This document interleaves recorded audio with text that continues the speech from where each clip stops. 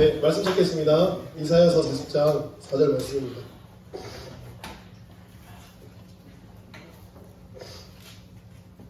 이사야서 40장 4절 말씀.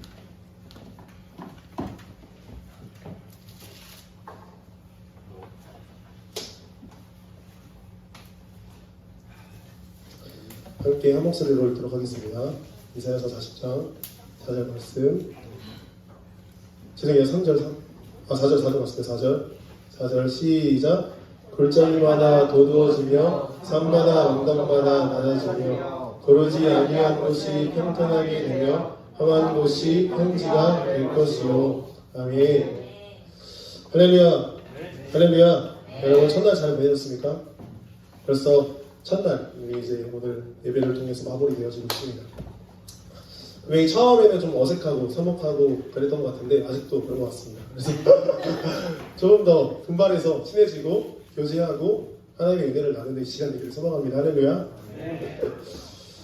이제 서로 좀 이제 이름도 배우고 조별로 단합을 하는 것 같은데, 그러면 하나님께서 오늘 이 자리 가운데 우리를 모으신 이유와 목적이 있는 줄 믿습니다. 아멘 잘해주세요. 할렐루야. 우리 옆 사람을 보면서 우리가 나의 부족함, 나의 연약함, 나의 모자람 이런 것들을 좀 채우는 시간이 되었으면 좋겠고, 또한 이 다른 지역과 다른 문화 속에서 살아가는 청년들을 통해 많은 것을 배우는 그러한 시간들이 되기를 간절히 소망합니다. 그들이 어떠한 환경에서 얼마나 치열하게 신앙을 지키며 살아가는지, 믿음을 지키는 것이 얼마나 힘든지 이런 것들을 나눌 때에 은혜가 될 줄 믿습니다. 할렐루야. 왜 은혜가 돼요? 그래도 제가 내가 좀 낫다. 장난이에요. 아무튼 우리가 정말 오늘날 정말 신앙을 지키며 살아가는 것이 힘든 시대 가운데 살아가고 있습니다. 네. 무어서 그러는 거죠? 불고.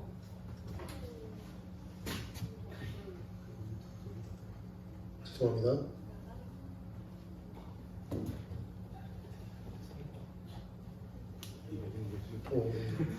다시 못 듣고 지금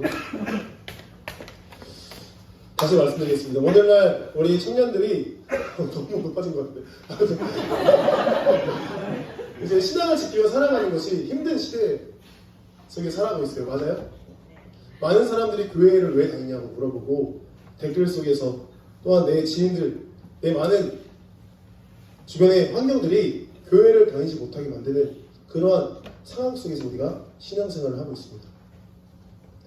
예전에는 전도하는 게 진짜 어려웠어요. 왠 줄 알아요? 다 교회 다녀서. 다 교회 다녔어요. 고등학교, 중학교마다 찬양팀이 다 있고 예배팀이 다 있고, 뭐 문학의 밤, 왜 문학의 밤인지 모르겠어요. 교회에서. 근데 시를 낭독하고 연극을 하고 하는 그러한 시간들을 당연하게 했던 날들이 있었습니다.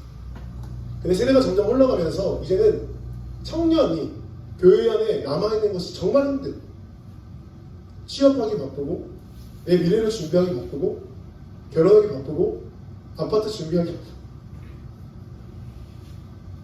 영혼 끌어다 모았다가 실패하고 뭐 이런 그러한 시대 가운데 우리가 살아가 있다 보니까 믿음을 지키며 사는 것이 얼마나 어려운가. 그런 그때에 오늘 하나님의 그 이름으로, 예수 그리스도의 그 이름 가운데 우리 이 자리 가운데 많은 청년들이 모이게 된 줄 믿습니다. 할렐루야. 그 신앙을 지키고 몸부림치면서 말씀 가운데 끊임없이 살아갔던 한 사람 한 사람의 용사가, 군사가, 백성이 이 자리 가운데 모인 줄 믿습니다. 할렐루야. 또한 우리가 나아가서요, 우리가 서로 기도하고 격려하고 위로하는 시간들을 되었으면 좋겠고, 더 나아가 하나님을 정말 만나는, 우리가 그 안에서 하나님께 위로함 받는 그러한 시간 되기를 간절히 소망합니다. 옆 사람과 함께 인사하겠습니다. 지금까지 수고했습니다. 믿음으로 이겨냅시다. 제가 며칠 전에 설 연휴 때 마지막 날에 장례가 있어서 제가 먼저 혼자 광주에 내려오게 됐습니다. 저는 이제 광주 살거든요. 이곡동 살거든요. 올라갈 때는 차가 많이 막혀서 고생했어가지고 내려올 때에는 좀 고생을 덜 하자 하는 마음으로 새벽에 일찍 일어나서 이제 5시에 안산에서 출발해서 광주에 내려오는 그런 일정을 떠났습니다. 역시나 차가 없으니까 내비게이션에 도착하는 예정 시간이 이제 3시간 정도 빠르게 달리면 도착할 수 있다 뜨는 거예요. 아, 다행이다. 올라갈 때는 한 5시간 반 걸렸거든요. 그런데 얼마 가다가 횡담도 아세요? 횡담도 휴게소 무조건 쉬어야 돼요. 왜냐면 구간단속 구간이라. 횡담도 휴게소를 지나가는데 갑자기 눈이 내리기 시작하는 거예요. 그래서 여기서 반짝반짝 하면서 80km로 원래는 110km의 서해안 고속도로가 속도가 지나게 되었습니다. 오마이갓. 다행히 그 구간을 당진 가니까 앞이 안 보일 정도로 막 눈이 내리기 시작했는데 그 구간을 지나고 군산층 가니까 눈이 그친 거예요.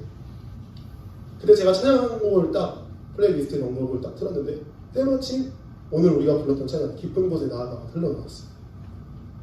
깊은 곳에 나아가 막 하고 나서 높은 가운데 나의 영혼 잠잠하게 주를 보리라 하면서 막 찬양이 나오는데 갑자기 해가 탁 떠오르고 와 하나님 감사합니다. 내가 정말 힘들었는데 잠도 잘 못 자고 광주까지 내려가다 힘들었는데 감사합니다. 하는과 동시에 다시 눈이 내리기 시작했어요.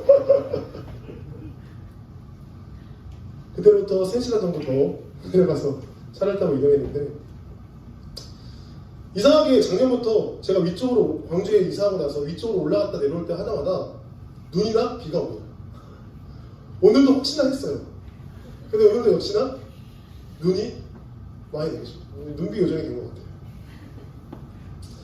이동할 때마다 구름이 자꾸만 따라다니고 잘 이제 그 일정을 맞춰서 간다고 했는데 꼭 이때 정말 많은 비가 내리는 것들을 경험하게 됩니다.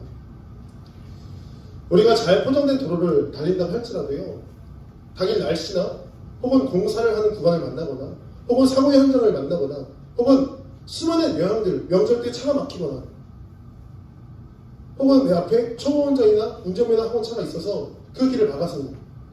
우리는 아무리 잘 포장된 도로를 달린다고 할지라도 어떻게 해요? 그 앞을 향해 나아가기가 어려운 시간을 만나게 된다는 겁니다. 우리의 인생이 이와 같다는 것이죠. 우리의 삶 가운데 앞을 향해 나아가는 우리의 인생길 가운데 어떠한 장애물이 나타날지 어떠한 것이 우리를 막을지 알 수 없다라는 것이죠. 무엇이 우리를 막아서고 가는 길을 빙빙 돌아가게 할지 알 수 없습니다. 바라기로는 오늘 이 수련의 자리가 그 막힌 길을 내 인생에서 방황하고 있는 나를 일으켜 다시 앞을 향해 나아가게 하는 시간 되기를 간절히 소망합니다. 눈비가 앞을 가로막아도 앞을 향해 계속 나아간다면 우리가 결국 도착하게 된다는 그 사실을 다시 한 번 더 기억하고 믿음으로 한 걸음 한 걸음 한 발짝 한 발짝 뛰는 이 시간 되기를 간절히 소망합니다. 아멘스가 저럴 줄 알았는데 눈꺼풀이 감기고. 우리는요 신앙생활을 하다 보면요, 제가 오늘 어떤 청년이랑도 얘기했는데 밥 먹으면서 한 가지 망각하는 사실이 있는데요, 우리 신앙생활은 굉장히 길다는 거예요. 그죠? 여러분 신앙생활 몇 년 하셨습니까? 대학교는 20년, 뒤에는 뭐 많게 하셨겠지만 우리의 신앙생활에는 앞으로 더 많은 일들이 남아 있다는 것이죠. 그런데 우리는 여전히 제자리 걸음하는 것처럼 내 신앙이 중학교, 고등학교 때와 별반 다를 바 없는 그러한 모습 속에 놓여진 것처럼 보일 때가 있습니다. 사단의 그 관계로 나를 속이고 내가 여전히 그 자리 가운데 아무것도 아닌 성장을 멈춰버린 그런 어린아이처럼 놓여져 있다라고 우리를 속일 때가 있다는 겁니다. 그래서 변화가 없어서 점점 식어져 갈 때, 하나님과의 거리가 멀어져 갈 때 하나님께서 오늘 이 자리 가운데 우리를 불러보신 줄 믿습니다. 할렐루야. 혹시 도로를 지나갈 때 여러분 TV나 혹은 길을 지나가다가 권위 있는 사람이나 뭐 대통령이 지나가는 거 혹시 본 적 있으십니까? 본 적 있으세요? 저도 본 적 없어요. 근데 TV를 보니까 대통령이 지나갈 때는 경찰들이 다 앞에 서서 오토바이 탄 경찰들이 앞에 가가지고 어떻게 해요? 신호체계를 조작해가지고 그 길을 다 초록불 이해되시죠? 막힘없이 갈 수밖에 없게 만듭니다. 오는 차들을 다 가로막고 그 차만 한 대만 지나갈 수 있게 만들더라는 겁니다. 오늘 본문에서는 왕의 길을 예비하고 있다라고 말해주고 있습니다. 하나님의 길, 그분의 대로를 평탄하게 하라라고 우리에게 말씀하고 계십니다. 우리에게 그 길을 예비하라 말씀하실 때 그러면서 오늘 계속 차장인 교장님이 말씀하신 것처럼 돋아져 있는 것이 낮아져야 하며 낮아져 있는 것이 높아져야 한다라고 우리에게 요청하고 있는 것이죠. 그리고 우리의 삶 가운데 무엇이 낮아져야 하며 무엇이 높아져야 하는지를 함께 살펴보며 은혜를 나누기를 원합니다. 먼저 우리는요, 하나님 앞에 무엇이 낮아져야 하는가? 바로 우리 자신을 하나님 앞에 겸손하게 낮춰야 하는 줄 믿으시길 간절히 원합니다. 이 너무나 잘 아는 말씀, 너무나 쉬운 이야기, 너무나 당연한 이야기를 또 한다고 생각할지 모릅니다. 하지만 이것은 너무나 당연하지만 우리가 끊임없이 싸워야 하는 그런 부분이기 때문에 한 번 더 강조해서 말씀드리고 싶다는 겁니다.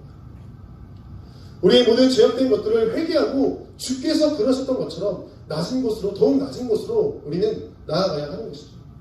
갈라디아서 2장 20절에 뭐라고 말합니까? 바울은 이렇게 말씀하십니다. 예수와 함께 십자가에 죽고 다시 어떻게 해요? 살아야 한다. 우리가 날마다 예수와 함께 죽어야 한다라고 이야기하는 거예요. 내 안에 나를 죽이고 예수가 사는 놀라운 역사가 매일의 삶 가운데 일어나야 한다라고 말씀하고 있는 것이죠. 하지만 우리는요, 내 안에 예수께서 살고 나는 죽어야 하는 사실을 너무 많이 듣고 잘 알지만 실상 우리의 삶을 돌아볼 때 그렇지 않음을 잘 알고 있습니다. 내 안에 있는 교만들이 자꾸만 나 자신을 죽이는 것이 아니라 나를 살리고 그래가지고요 예수를 죽이는 그러한 인생 가운데 우리가 놓여져 있는 것이죠. C.S. 루이스의 책 스크루테이프의 편지 혹시 보셨습니까? 되게 재밌는데? 그 책을 보시면 악마들이 어떻게 하면 인간들을 하나님으로부터 멀어지게 할 수 있는지 서로 편지를 주고받는 그러한 이 기발한 책이에요. 거기에 보면 내용 중에 겸손으로부터 교만해지는 법을 소개합니다. 겸손으로부터 교만해지는 법. 잘 들어보세요. 저자는 아주 탁월한 통찰력으로 이 이야기를 시작하는데 내가 겸손하다는 것을 느끼는 그 순간 내가 정말 겸손한 행동을 했다고 느꼈고 그것을 스스로 인지하고 나아갈 때 그것이 교만으로 변한다는 겁니다. 그러면서 많은 사람들이 나 겸손하다고 이야기하고 입술로 나 좀 괜찮은 사람이네 라고 이야기하고 말하는 그 순간 겸손했던 그 사람이 자신 안에 교만이 싹트기 시작한다는 것이죠. 교만을 겸손으로 포장시켜서 인간이 겸손하다고 스스로 말하게 하는 그 교만을 저지르게 한다고 루이스는 이야기합니다. 우리는 그래서 끊임없이 내 자신을 쳐서 독종시키고 내 안에 있는 육신의 법과 그 사망의 법 가운데 벗어나기 위하여 끊임없이 싸우며 나아가야 한다는 것이죠. 겸손과 섬김의 왕이셨던 예수님은요, 자신의 모든 기득권을 내려놓으셨습니다. 나는 죽고 하나님이 사는 삶이 어떠한 것인지 우리 가운데 몸서 보여주시고 나아가셨습니다. 십자가를 향해 나아가는 여정 가운데 하나님의 본체이신 예수님은요, 참 인간으로 오셔서 어떻게 해요? 모든 고난과 학대와 고통을 다 감내하셨다는 것이죠. 그래서 하나님의 말씀에 순종했다는 겁니다. 여러분 이해가 되십니까? 그분이 하나님의 본체이셨던 그분이 참 인간으로 이 땅 가운데 오셨어요. 예수라고 하셔서 아무런 고통과 아무런 느낌 없이 감동 없이 삶을 사는 게 아니라 한순간 한순간이 날마다 시험 가운데 놓여져 있는 삶을 산 겁니다. 수많은 유혹 가운데 배고픔을 느끼고 허기짐을 느끼고 삶의 목마름을 느끼고 찌르는 아픔을 느끼는 그런 인생 가운데 살아왔던 그 예수께서 십자가를 향해 나아가실 때 하나님께 순종함으로 그것들 다 감당하셨던 것이죠. 왜요? 내가 죽고 하나님이 사는 모습이 어떠한 것인지 우리에게 보여주기 위한 것 아니겠습니까? 하나님께서 가장 싫어하는 죄는요, 교만이라고 어떠한 설교가들은 이야기합니다. 그것으로부터 많은 죄악이 파생되면서 우리를 하나님보다 먼저의 삶을 살게 만든다고 이야기합니다. 여러분, 내 마음 가운데 의자가 하나 있다고 생각해 보시죠. 내 마음의 방에 의자가 하나 있는 거예요. 그 자리에 앉아있는 것이 내 마음의 주인이며 내 모든 삶을 다스리는 통치자라고 생각해 보시기 바랍니다. 그러면 어떠한 삶이 옳은 삶인가요? 하나님이 그 자리에 앉아있는 것. 그것이 가장 옳은 모습 아니겠습니까? 그것이 바로 아름답고 올바르며 태초에 아담으로부터 깨어났던 하나님의 형상을 회복한 모습이 바로 그러한 모습입니다. 하지만 인류는요, 교만으로 말미암아 그 자리에 하나님 외에 다른 것을 두기 시작했다는 겁니다. 이를 우리는 우상숭배라고 합니다. 하나님 외에 다른 것을 두는 행위입니다. 하나님보다 먼저 내고 우선순위를 하나님보다 먼저 하는 것들을 그 자리에 둠으로써 우상숭배를 하는 것이죠. 그러한 폐역한 죄를 우리가 저버리고 말았습니다. 성경은 계속해서 우상을 만들어 섬기는 이스라엘 백성들에게 내려진 심판과 저주를 소개하며 어떻게 말해요? 그들에게 돌아오라고, 회복하라고, 하나님께로 나아오라고 끊임없이 이야기하고 있지 않습니까? 그런데 북이스라엘과 남유다가 멸망할 당시에 하나님의 백성이었던 그들은요, 얼마나 교만했는지 어떠한 모습을 가진지 아세요? 그들은 그때 하나님을 섬겼어요. 제사를 드렸어요. 성전에 나가서 그들의 제물을 바쳤습니다. 그리고 우상숭배를 하는 거예요. 왜? 보니까 과거에 나의 선조들이, 나의 그 먼저 살았던 그 사람들이 하나님을 버리고 우상숭배를 했더니 벌을 받네? 아, 그럼 우리는 하나님도 속이고 우상도 속이자. 결국엔 그 나라가 북이스라엘과 남유다가 멸망의 벌을 받지 않았습니까? 결국 그들은요, 포로기에 접어들어서 고통 중에 긴 세월을 보내는 시간들을 감당했다는 겁니다. 오늘날 살아가는 우리도 마찬가지입니다.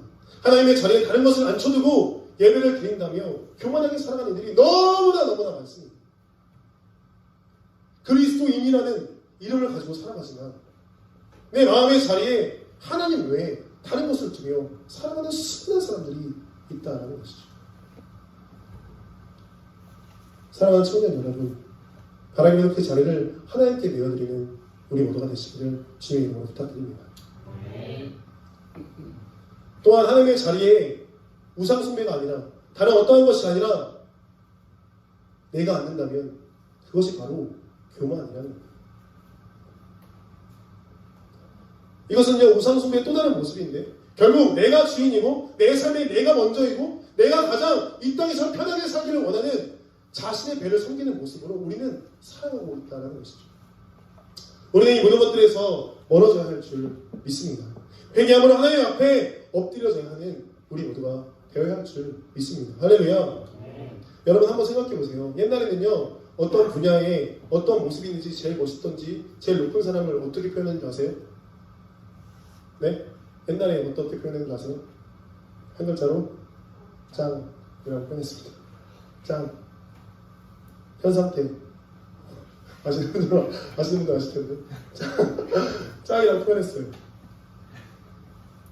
그래서 무엇인지 짱이라고 지칭하면 좋은 줄 알았습니다. 그런데 그게 부족했는지 어느새 짱에서 좀 나아갔어요. 뭐로 나왔어요? 킹왕짱. 짱도 부족해. 킹, 왕, 짱. 이걸 무조건 사용했습니다. 더 나아가서 어떻게 해요? 오나전. 오나전짱. 뭐 이게 막 많이 바뀌었어요. 근데 시대가 점점 악해지고 이제 거기에 만족 못하고 나아가면서 이제는 우리가 최고의 사람들을 어떻게 표현합니까?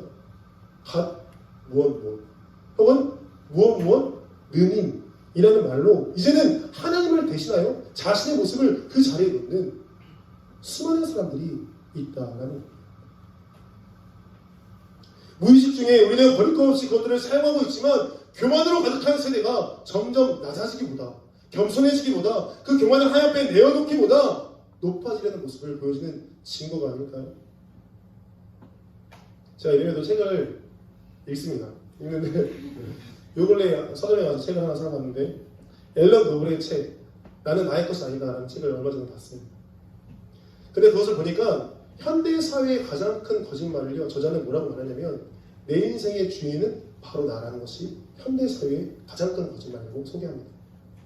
오랫동안 인간은요, 하나님께 속하기를 거부하고 우주의 중심은 바로 나임을 갈구하며 이러한 인간들의 교만에 현대사회는요, 내가 나로 살아가도록 도울 뿐 아니라 장밋빛 인생을 약속하는 것처럼 보였습니다.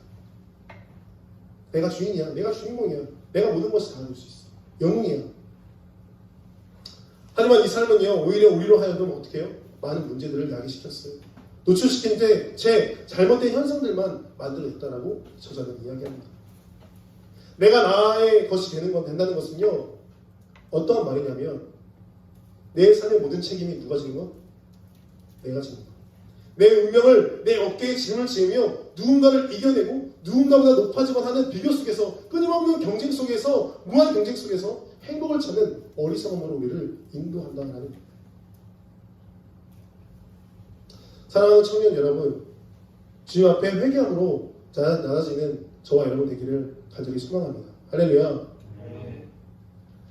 예수를 제대로 만나길 간절히 원합니다. 예수를 만난 이들은요, 자신의 죄악된 본성과 연약함을 발견합니다. 그래서 자신의 것을 드러내는 것이 아니라 예수의 것을 드러내고 나의 삶을 사는 것이 아니라 예수의 삶을 살기를 소망합니다. 사도 바울이 그랬던 것처럼, 수많은 성경의 인물들이 그랬던 것처럼 우리도 예수로 말미암아 살아가야 할 줄 믿습니다. 예수를 처음 만났던 베드로의 고백을 기억하십니까? 주여, 나는 죄인입니다. 나를 떠나소서. 예수를 처음 만난 이가 가장 먼저 할 수 있는 고백이 무엇인지 아십니까? 자신의 죄가 다 드러나서 예수 앞에 엎드려지고 회개하는 고백을 했다라는 것이죠. 우리가 오늘 회개함으로 다시 주님 앞에 나아갈 때 우리를 예수의 보혈로 정결케 하시고 사랑으로 허물을 덮으시며 용서해 줄 줄 믿습니다. 우리가 오늘도 낮아지고 주님 앞에 나아가며 하나님 앞에 엎드려지는 이 시간 되시기를 간절히 소망합니다. 할렐루야. 그러면 두 번째로 우리가 올라가야 한다고 말하는데 무엇을 올리며 나아가야 할까요? 바로 우리의 자존감을 올리며 나아가요. 진짜 어렵죠? 방금 전까지만 해도 교만하지 말라고 얘기했는데 이제는 자존감을 올리는 거예요. 이는 앞에 말과 상충되는 것처럼 보일 수 있습니다. 아니, 교만하지 말라고 말하면서 어떻게 자존감을 올리라고 말하는 거예요?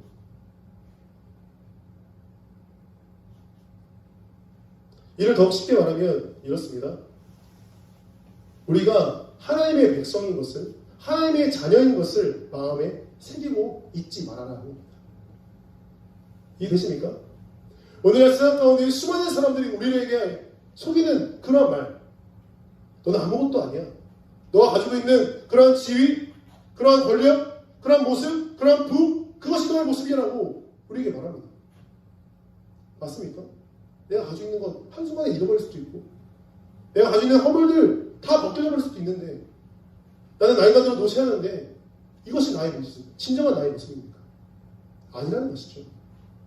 하나님의 자녀로서 우리가 이 땅 가운데 바로 설 때에 우리의 자존감이 올라가게 될 줄 믿습니다. 할렐루야. 우리가 얼마나 소중한 존재인지 망각한 채 살아가지 마시길 간절히 원합니다. 아까 소개한 책 나는 나의 것이 아니다를 보면요, 한 예를 소개하는데요, 동물원에 갇힌 사자를 소개합니다. 광주에도 패밀리랜드라는 그런 동물원이 있어요. 여러분 뭐 광주에 오시면 제가 언제든지 쏘겠습니다. 그냥 무료거든요. 거기 가면요, 사자 우리가 있어요. 호랑이도 있고. 근데 제가 갈 때마다 느끼는 건 뭐냐면 그 사자와 호랑이가 한 번도 움직이지 않는다. 맞아요? 본 사람? 그래서 봤어요. 오, 대단하네요. 제가 갈 때마다 안 움직여요. 항상 축 늘어져 있고 그냥 어느 때는 보이지도 않아요. 이는 어느 동물원을 가도 마찬가지예요. 저도 서울대공원도 가보고 여기저기 동물을 가봤는데 마찬가지예요. 활기차게 역동감 있는 움직이는 동물들을 보기 위해서 어떻게 해요? 우와 우와 사파리 사파리를 가지 않으면 어떻게? 그것들을 보지 못한다는 거죠. 왜 그럴까요? 책의 저자는요, 그걸 정확한 용어로 이야기하는데 모두 정신병에 걸렸기 때문이다 라고 이야기합니다. 우리의 갇힌 동물들이 모두 정신병에 걸렸다. 제가 정확한 용어가 기억 안 나는데 주키스트나 아무튼 이런 이상한 용어가 있었어요. 아무튼 그런데 그렇게 말하면서 뭐라고 소개하냐면 동물원에 아무리 좋은 환경을 조성하고 그들의 영양가에 맞는 음식을 제공한다 하더라도 그들의 본능이 그들을 병들게 한다는 겁니다. 거기에서 태어나고 자라서 익숙하고 적응할 수는 있겠지만 여전히 그들은 병들어 있는 것이죠. 왜요? 튼튼한 철골과 인위적으로 만든 우리를 벗어날 수 있다 없다? 없기 때문입니다. 우리도요, 살아가면서 많은 울타리를 만들며 살아갑니다.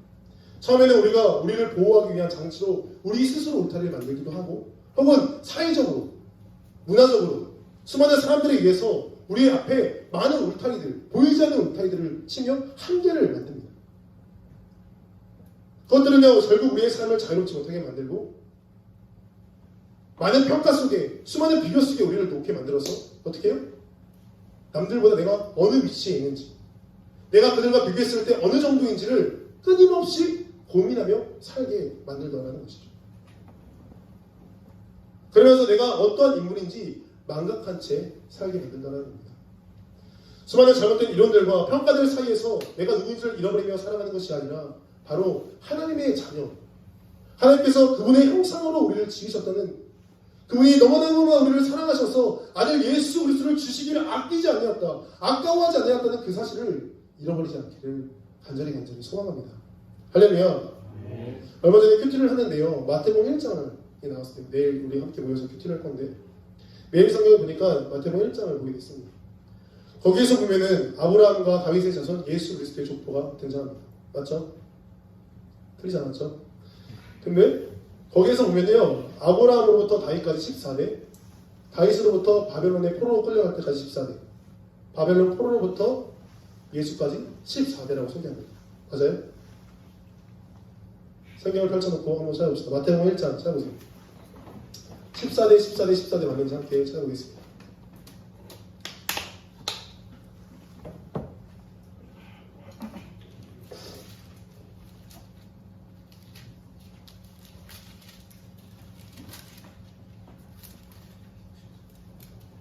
마태복음 1장에 보면 족보가 나오죠. 아브라함으로부터 다윗까지 14대, 다윗부터 14대, 바벨론까지, 바벨론 포로부터 예수까지 14대. 한번 보세요. 마태복음 1장 14대, 14대, 14대 맞나요? 맞아요? 진짜로? 네? 맞아요? 14대, 14대, 14대 맞아요? 거짓말. 진짜로 세봤어? 써져 있죠? 세봐요. 그러니까 써져 있으니까 세보라고. 진짜 맞는지 체크해보라고.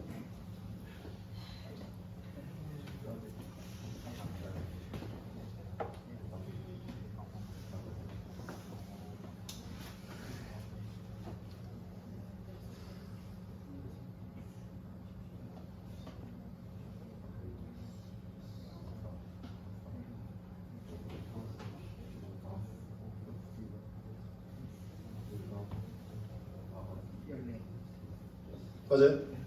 진짜로? 이상하네. 다른 성경인가? 다 됐어요? 뭐가 이상해? 뭐 이상한 거 말해주세요. 이상한 거 말해주세요. 뭐가 이상해? 괜찮아요. 이단이라고 말 안 할게요.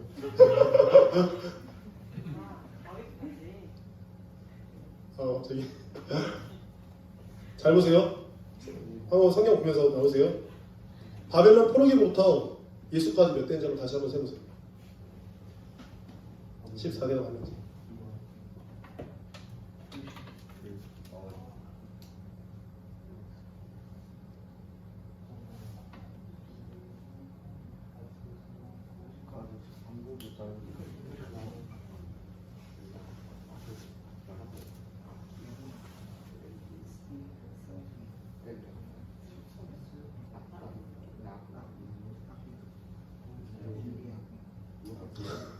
맞나요? 그냥 14대 맞아요? 이상하네. 13대가 맞아요. 14대, 14대, 13대가 맞다고요. 여러분. 13대 맞아요? 13대 맞아요. 성경이 틀렸네? 뭐야? 성경 틀렸네? 어떡해?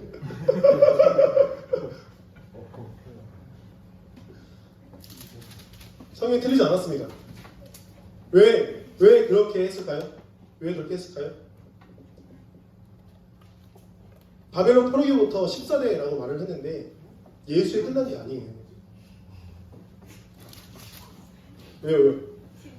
15대? 약간 이단인데. 회장님 어떡하실까요? 아무튼 다시 말씀드릴게요. 예수가 끝이 아니라고요. 예수가 끝이. 성경에서 의도적으로 그것을 13대로 남겨놓은 겁니다. 거기에 14대, 14대, 13대가 사실은요 편집된 거예요. 그 안에 숨겨져 있는 산들도 있고요. 마지막에 예수로 끝나는 게 아니라 한나를 남기는 거죠. 어떻게? 예수로 말미암아 이 땅에 태어난 우리.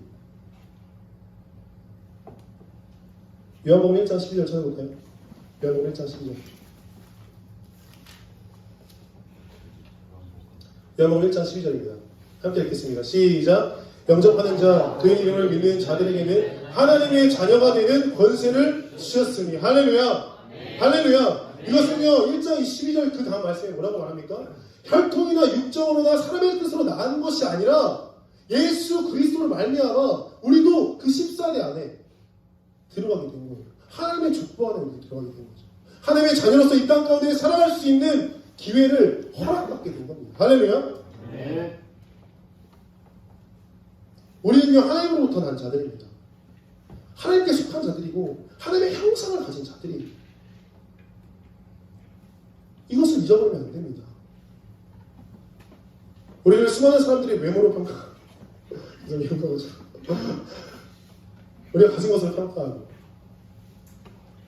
우리가 성격, 우리의 가정, 배경, 명예, 권력 수많은 것을 평가하는데요. So what? 그래서 어쩌라고? 하나님의 형상으로 여러분이 지음받은 줄 믿습니다. 할렐루야.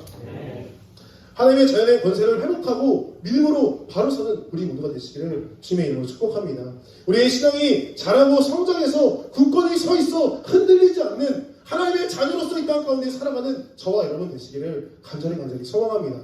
우리의 허물들과 제약들로 비어져 버린 하나님의 그 자리, 우리의 삶 가운데 끊임없이 자존감을 떨어뜨리고 우리 스스로를 평가하고 우리 스스로를 잘못됐다라고 말했던 내 스스로를 주 앞에 회개하며 우리의 신앙을 다시 올리기를 간절히 원합니다. 오늘날 많은 현대에 살아가는 수많은 청년들이요 우울감과 또한 낮아진 자존감으로 하나님의 능력을 의지하지 못한 채 살아갑니다. 미국에서는요 얼마 전에 뉴스를 보니까 코로나로 죽은 사람들보다 마약으로 죽은 청년들이 훨씬 많다고 뉴스를 봤습니다. 보였어요? 이제는요 이 청년들이 많은 것들을 의지하지 못한 채 잘못된 정신세계를 가지고 삶을 살아갑니다. 하나님의 자녀로 사는 것이 아니라 이 땅에서 많은 평가들 속에 끊임없이 자신들을 내어 던지고 내 모습을 스스로 잘못됐다고 생각하고 나아갑니다. 바라기는 하나님의 축복이 우리 가운데 임하여 우리가 통로가 되어서 이 땅의 수많은 청년들이 우리로 말미암아 회복되게 될 줄 간절히 소망합니다.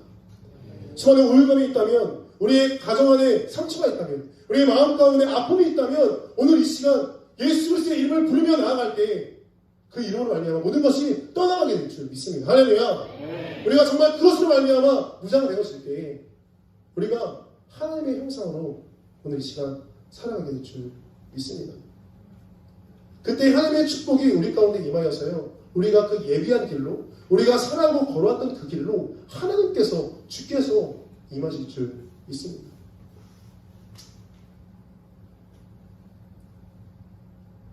그래서 많은 청년들에게 제가 부탁드리고 싶은 건요 여러분 한 사람 한 사람이 교회이고 여러분 한 사람 한 사람이 하나님께서 이 땅 가운데 보내신 놀라운 사명과 비전이 있는 줄 깨닫기를 간절히 원합니다.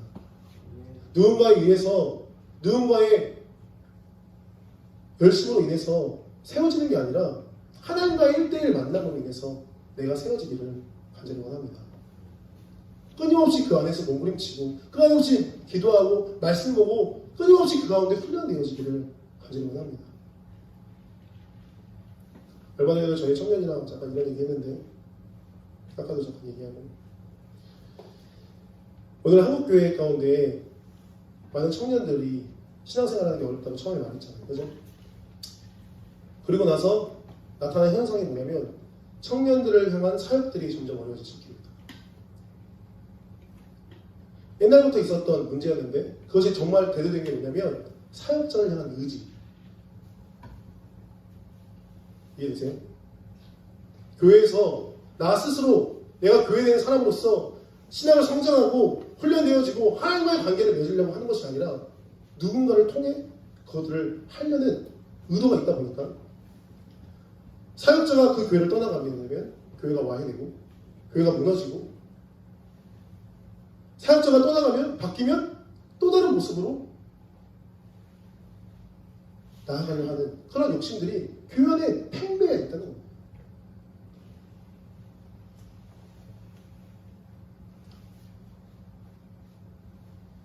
바라기로는 여러분 한 사람 한 사람이 다시 한번 말씀드리지만 교회인 줄 믿으시기 바랍니다. 할렐루야.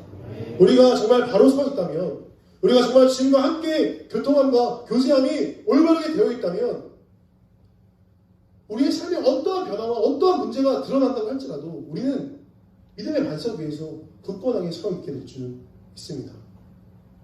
그래서 우리가 낮아지고 높아지기 위해서 간과해서는 안 되는 게 있는데요. 그것은 무엇이냐면 바로 이 말씀이 누구에게 주어졌냐 하는 겁니다.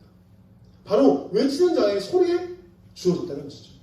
그것은 무엇입니까? 결국 자신의 목소리를 내어서 이 땅 가운데 삶을 살아가는 것이 아니라 하나님의 말씀을 증거하고 하나님의 복음을 선포하는 자에게 이 말씀이 주어졌다는 것이죠. 우리 모두가 하나님의 말씀을 의지하며 살아가기를 간절히 원합니다. 복음을 증거하고 이 말씀 가운데 몸부림치며 살아가는 우리 모두가 되어야 할 줄 믿습니다. 그래서 본문에서는요, 이어서 이렇게 말해요. 풀은 마르고 꽃은 시드나 우리의 육체는 죽어지고 우리의 모든 정신은 쇠약해지나 주의 말씀은 영원하다. 할렐루야. 네. 영원한 것을 붙드는 우리 모두가 되어야 한다는 겁니다. 하나님의 말씀을 상고하고요, 묵상하고 계속해서 마음에 새기며 살아가는 우리 모두가 되기를 간절히 소망합니다. 주님께서 우리에게 계속해서 말씀하십니다. 말씀과 기도에는 그 어떠한 것도 우리가 이것들을 이길 수 없다는 걸 얘기합니다. 그것들을 깨닫고 부단히 말씀 앞에 우리의 자신을 서 있기를 간절히 훈련하고 나아가야 합니다. 주의 말씀 가운데 있을 때 우리는 이 훈련들을 통하여서 오늘 또 다가오는 모든 시련들과 그 어려움들을 능히 이겨낼 수 있을 줄 믿습니다. 그런데 이렇게 말하면요, 결국에는 훈련하고, 결국에는 경과생활하고, 결국에는 내가 내 자신을 쳐서 복종해서 하나님 앞에 나아가는 힘든 생활 해야겠네 라고 생각할 줄 모릅니다. 그런데 하나님께서 이 말씀을 우리에게 하는데 어떻게 허락하신지 아십니까? 이사야서 40장 1절 함께 읽겠습니다. 이사야서 40장 1절입니다. 함께 읽겠습니다. 시작. 너희의 하나님이 이르시되 너희는 위로하라. 내 백성을 위로하라. 할렐루야. 하나님의 위로가 유혹 가운데 임하기를 간절히 소망합니다. 주의 말씀이 나의 위로가 되기를 간절히 원합니다. 그분의 말씀이 오늘도 살아있어, 운동력 있어, 나의 골수를 쪼개고 나의 삶을 변화시키고 나의 삶을 인도하며 나의 마음을 터치하여서 상처입고 낮은 자존감으로 나의 모든 허물들로 살아가는 우리를 위로하실 줄 믿습니다. 아멘. 그분이 우리의 삶을 공감하십니다. 수고했다고 이야기하십니다. 오늘을 살아가고 있는 수많은 청년들이 그 안에서 우리가 정말 수많은 영적인 전투 가운데 놓여져 있는 것을 보시면 내가 아파하고 힘드는 것이 아니라 그분이 더 아파하고 그분이 더 눈물을 짓고 내가 버티는 것을 보고 잘하겠다 칭찬하십니다. 사랑하는 청년 여러분, 주의 위로가 오늘 이 자리 가운데 있기를 간절히 원합니다. 우리의 삶을 평탄하게 하고 주님의 오실 길을 우리의 삶으로 인도하며 나아갈 때 우리에게 이 땅에서는 얻을 수 없는 하늘 위로가 임하게 될 줄 믿습니다.